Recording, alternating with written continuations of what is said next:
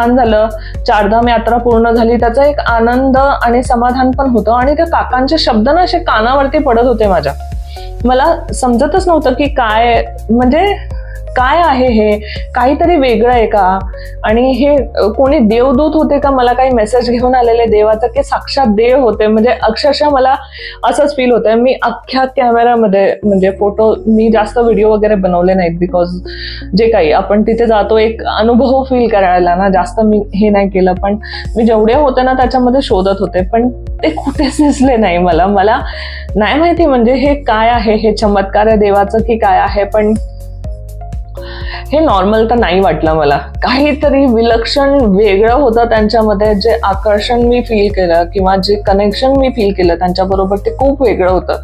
may be साक्षात देव येऊन दर्शन दिलं त्यांनी मला, नक्की काहीतरी मेसेज